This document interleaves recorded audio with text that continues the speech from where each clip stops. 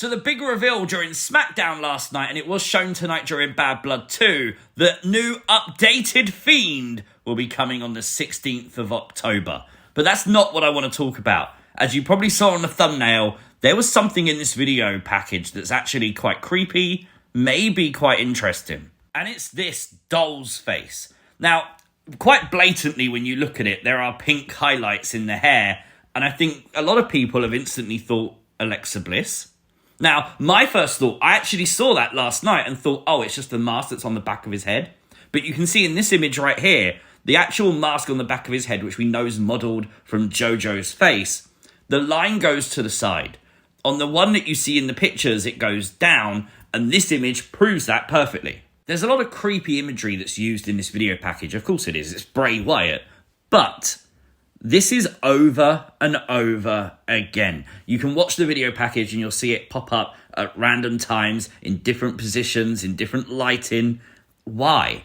And it does make me wonder if they've included this as kind of a little Easter egg. A lot of people are wondering, could this be like a mask Alexa Bliss could potentially dawn upon her return in WWE if she is involved in the Wyatt Six? Honestly, I don't know. It could just be a creepy image that they used and it's just coincidental it's got pink hair. But you never know. This is things you might have missed from a huge Bad Blood PLE. Make sure you hit the like button, and if you are new to the channel, hit the subscribe button too. We were told Triple H had a major announcement tonight, and after the third match, he would come to the ring to make it. And we're getting a brand new championship. The Crown Jewel Championship. This will be determined by the world champion from both Raw and SmackDown colliding at Crown Jewel for both the men and the women. I have no idea why there's only one championship if there's going to be two champions. Triple H stated that this will be a yearly occurrence, so an annual thing at Crown Jewel. It makes sense. It's obviously the old Survivor Series concept. But obviously now we've replaced that with War Games. So we're doing this now at Crown Jewel. I get the idea behind it. It just felt a bit flat, didn't it? I think for me, it was just the thought of, you're just doing this for doing its sake. Like, this could have been a women's mid-card championship, is the honest truth. That's what I want to see in WWE right now. Something that improves women's wrestling on TV week to week. Instead, we're going to get this, an unnecessary belt that after Crown Jewel, we're probably never going to see for another year, you know? Well, the World Heavyweight Champion, Gunther, would come to the ring, and he had some choice words for Goldberg, who he said, what he said about him the other week was a lie. And obviously he spoke about Goldberg's son, how he hopes Goldberg's a better parent than he was a wrestler. So of course Goldberg got up. Now, do you know what? I hate on Goldberg a lot. I'll be honest, I want to see Gunther versus Goldberg. Only if it's a complete squash. Have Gunther just destroy Goldberg. Well, Sami Zayn would come out, the attack on Gunther would happen, setting up for their match on Raw Monday, but Goldberg remained in the ring, and he did say the words, "You're next to Gunther," so are we going to get Gunther Goldberg? We'll see. What do you think? Let me know your thoughts on it in the comment section down below. So we saw this on social media, obviously before Bad Blood, but WWE made an entire movie as like the opening sequence for Bad Blood, and it was awesome. Well, with WWE Hall of Famer Goldberg watching on, Hell in a Cell would kick off Bad Blood tonight, and this was just insanity in the best way possible. Hell in a Cell was just amazing. The things that CM Punk and Drew McIntyre did to each other was just nuts. At one point, it looked like we was going to recreate the eye for an eye match. That would have been intense. Of course, Drew McIntyre had ripped one of the legs off the table, and Punk, tried to stab him with it. It was insane. I've never seen that in WWE. Ever. It was no momentum halted at all. He went full throttle down onto Drew McIntyre, literally an inch to the left, and that would have been through Drew McIntyre's skull. Literally, I'm sure most of you actually watched the match. It was just the most hardcore thing I think I've seen in WWE in over 20 years, easily. These two men said they wanted to kill each other, and they certainly acted like it. Yes, there was lots of blood. The referee was trying to wipe it away from Drew, especially during the match. He did wave it off a few times, but obviously every time the referee went to, the crowd let the referee know The boos rained down. It's Hell in a Cell. You're not supposed to wipe the blood off a competitor, are you?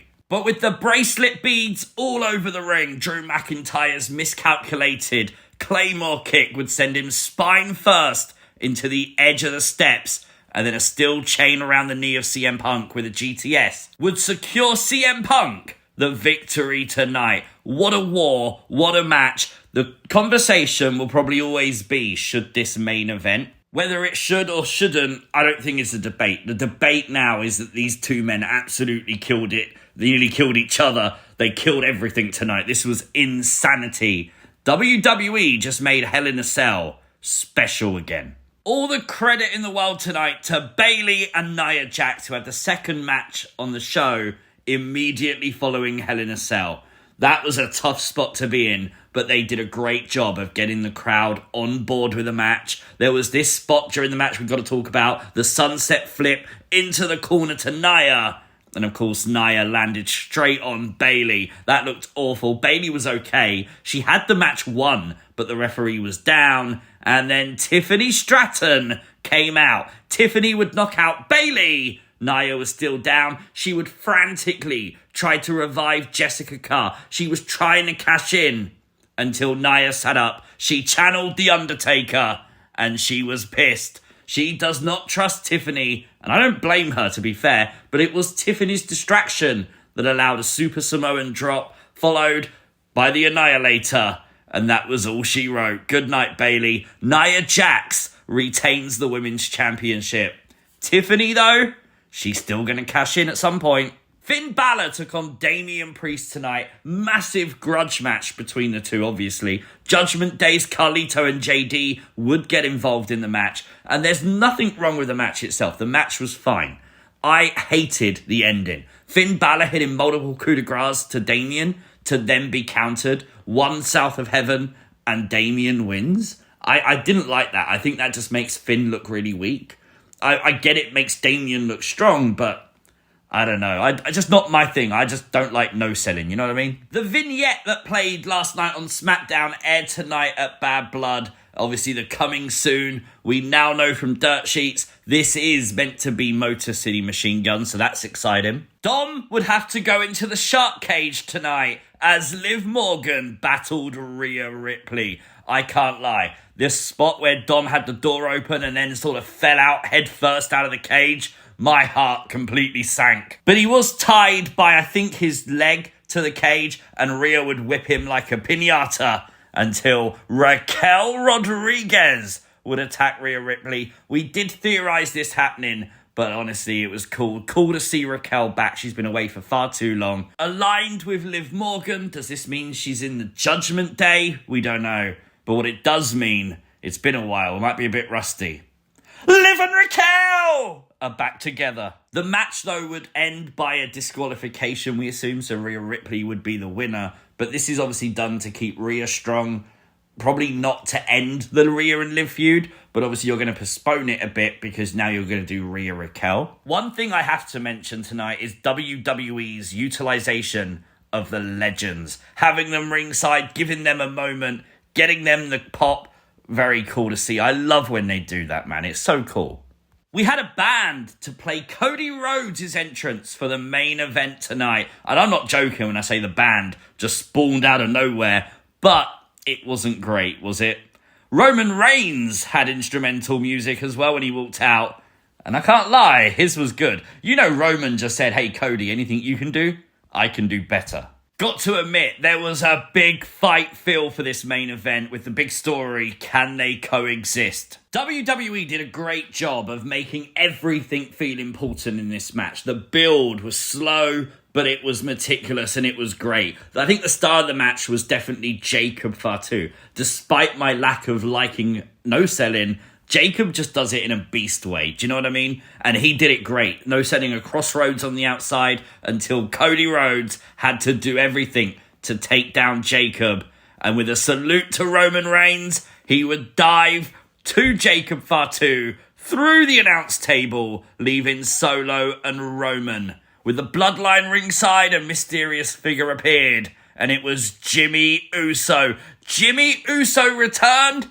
And that's not even how wild it got. A thunderous spear would see Roman and Cody successful. Jimmy is back in the good graces with Roman Reigns. And after that, we saw Roman and Jimmy coming back to the ring to save Cody from a bloodline beatdown. Roman, out of respect, handing Cody the belt. End of the show, right? Oh, hell no. The Rock showed up. The rumors were true. The Rock, the final boss, is back. But we don't know why. Is he back because of the new bloodline? Is he back because of the old bloodline? Is he back for Cody?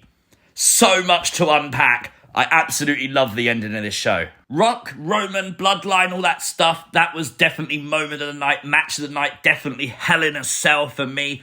I honestly think 9.5 out of this pay-per-view just because it was so impactful in storyline-wise. But let me know what your thoughts in the comment section down below. Subscribe to the channel, like the video, and I'll see you as always next time. Hope you enjoyed Bad Blood. Peace!